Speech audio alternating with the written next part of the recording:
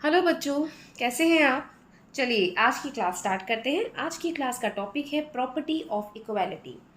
Property of equality में चार properties होती हैं। पहली प्रॉपर्टी होती है एडिशन प्रॉपर्टी ऑफ इक्वालिटी। मैं इसको आपको विद एग्जांपल के साथ समझाऊंगी और कुछ आपकी कन्फ्यूजन्स है जो मैं इसमें सॉल्व भी करूंगी वीडियो के एंड में, तो प्लीज़ देखते रहिएगा। प्रॉपर्टी एडिशन प्रॉपर्टी क्या होती है इक्वालिटी की। देखिए, जब भी हम कोई इक्वेशन को सॉल्व करते हैं, when same number is added from both the sides of the equation still remain the same। अगर कोई इक्वेशन को हम सॉल्व करते हैं और उसके दोनों साइड्स पे अगर हम कोई भी सेम चीज़ ऐड करते हैं तो इक्वेशन पे कोई फर्क नहीं पड़ता है, वो इक्वेशन सेम ही रहती है। फॉर एग्जाम्पल देखिए, जैसे हमारी इक्वेशन है x is equal to y. Okay, अब अगर मैं इसमें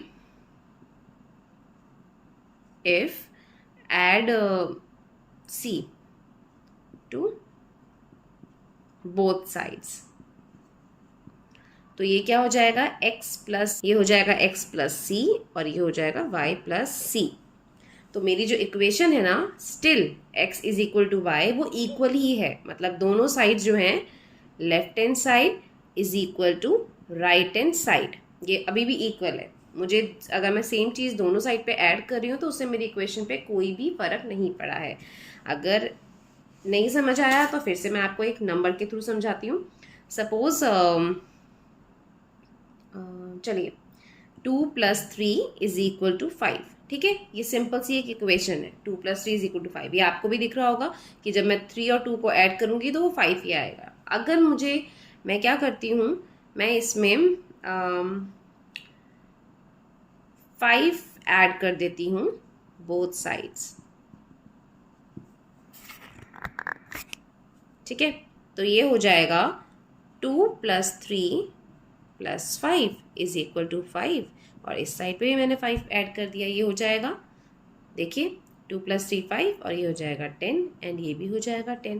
दोनों साइड्स इक्वल आ गई ना। मतलब मैंने अगर दोनों साइड पे 5 ऐड किया तो भी मेरी जो इक्वेशन थी वो स्टिल अभी इक्वल ही है, उस पर कोई फर्क नहीं पड़ा है। ये थी एडिशन प्रॉपर्टी।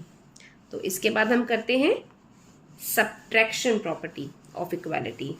सब्ट्रैक्शन प्रॉपर्टी में क्या होगा बच्चों, जैसे कि मैंने अभी आपको एडिशन प्रॉपर्टी का बताया वैसे ही सेम सब्ट्रैक्शन प्रॉपर्टी में होगा कि अगर मैं किसी भी चीज़ में, चलिए सीधा एग्जांपल लेके समझते हैं तो ज़्यादा अच्छे से समझ में आएगा। अगर मैं एक इक्वेशन लेते हैं सेम जो हमने पीछे ली थी x is equal to y, अगर मैं इसके अंदर x -2 कर दूं और यहाँ पे y -2 कर दूं दोनों जगह, तो मेरी इक्वेशन तो भी सेम ही होगी। मेरी इक्वेशन पे कोई फर्क नहीं पड़ेगा, वो स्टिल अभी इक्वल ही होगी दोनों साइड्स। फिर नंबर लेके समझते हैं, जैसे कि ये है 5 - 3 इज इक्वल टू 2। ठीक है, ये मेरी इक्वेशन है। अब मैं क्या करती हूँ, इसमें से मैं 5 - 3 मैं बोथ साइड्स सब्ट्रैक्ट करती हूँ 1। ठीक है, ये मैंने 1 सब्ट्रैक्ट कर दिया बोथ द साइड्स में। अभी क्या होगा आंसर मेरा, 5 - 3 कितना हुआ, 2 - 1, 2 - 1, 1 इज इक्वल टू 1। अभी भी मेरी दोनों साइड्स लेफ्ट हैंड साइड और राइट हैंड साइड इक्वल है। ओके, तो ये सेकेंड प्रॉपर्टी थी इक्वालिटी की कि जब भी किसी इक्वेशन में हम दोनों साइड पे कोई भी नंबर सब्ट्रैक्ट करते हैं तो भी हमारी इक्वेशन स्टिल इक्वल ही रहती है। थर्ड प्रॉपर्टी है इसकी मल्टीप्लिकेशन प्रॉपर्टी। ओके, इसमें हम क्या करते हैं, ये भी एग्जांपल ले लेते हैं फटाफट से। x is equal to y, तो अगर मैं x में मल्टीप्लाई कर देती हूँ b और y में भी मल्टीप्लाई कर देती हूँ b, तो ये हो जाएगा xb is equal to yb, तो भी मेरी इक्वेशन सेम रहेगी। और इसको नंबर के थ्रू समझेंगे तो अगर मैं इक्वेशन लेती हूँ 10 इज इक्वल टू 10, तो अगर मैं 10 में दोनों साइड्स पे 2 मल्टीप्लाई कर देते हूँ तो भी आंसर क्या आएगा, 20 is equal to 20। Both the sides are equal, तो इसमें मेरी कोई भी डिफरेंस नहीं आएगा। एंड लास्ट प्रॉपर्टी है इसकी डिवीजन प्रॉपर्टी। तो डिवीजन प्रॉपर्टी भी अभी तक आप समझ ही गए होंगे किस तरीके से होती है। देखिए डिवीजन प्रॉपर्टी में भी जैसे x is equal to y, okay, तो हम क्या करेंगे, अगर मैंने x में a डिवाइड किया एंड y में भी a डिवाइड किया तो भी मेरी इक्वेशन सेम रहेगी। इस नंबर के थ्रू समझते हैं, जैसे 6 is equal to 3 into 2, okay. अब अगर मैं सपोज करती हूँ divided by 2 both the sides, तो क्या होगा मेरा आंसर, तो भी मेरा आंसर होगा 6 डिवाइडेड बाय 2 और यहाँ पे भी 3 2 6 डिवाइडेड बाय 2। अगर मैं फर्दर इसको सॉल्व करती हूँ तो हो जाएगा 3 इज इक्वल टू 3। इसको अगर मैं कट कर देती हूँ, नहीं भी करती तो भी मेरा आंसर 6/2 हो जाएगा। तो ये इक्वल हो गया। अब चलिए अब समझते हैं हम कि किस तरीके से जब हम इक्वेशन को सॉल्व करते हैं तो हम कैसे इन प्रॉपर्टीज़ को अप्लाई करते हैं। तो एग्जाम्पल ले लेते हैं, देखिए ध्यान से समझना। x plus 5 is equal to 50। अब मुझे ये इक्वेशन सॉल्व करनी है जिसके अंदर मुझे x की वैल्यू निकालनी है। जब हम मैथ समझते हैं ना बच्चों, तो हम बेसिक जो मेरा ऑब्जेक्टिव है ना इस चैनल को स्टार्ट करने का, वो यही था कि बच्चों को उसके मैथ्स के पीछे ना जो लॉजिक है, बेसिक थिंग्स जो है ना वो क्लियर हो जाए, रट्टा ना मारे, वही उसी के साथ हम आगे चलते हैं। तो जैसे कि ये x plus 5 is equal to 50 है।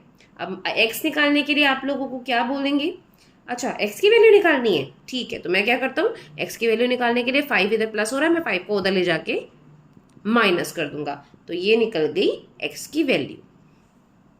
ये तरीका सही है, बिल्कुल ठीक है, लेकिन इसके पीछे जो लॉजिक है ना वो देखिए, वो है प्रॉपर्टी ऑफ इक्वालिटी का लॉजिक। बिल्कुल सही है, इसी तरीके से निकालते हैं, कोई प्रॉब्लम नहीं है, बट हमें एक बार लॉजिक समझ में आना चाहिए कि इसके पीछे की हिस्ट्री क्या है।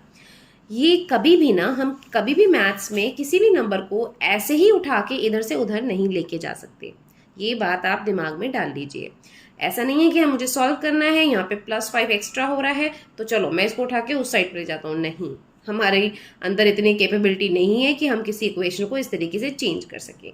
लॉजिकली होता क्या है कि जब मुझे x प्लस 5 को सॉल्व करना है और मुझे यहाँ से मुझे x की वैल्यू निकालनी है और प्लस 5 को यहाँ से हटाना है, तो मैं क्या कर सकती हूँ, उसका तरीका ये है कि मैं इसको यहाँ पे 0 कर दूँ। 0 कैसे करूँगी, मैं यहाँ पे -5 कर दूँगी और यहाँ पे -5 करूँगी, तो प्रॉपर्टी ऑफ इक्वालिटी के हिसाब से मुझे दूसरे साइड पे भी -5 करना पड़ेगा। तो मैंने क्या किया, सबट्रैक्ट बोथ साइड्स बाय 5।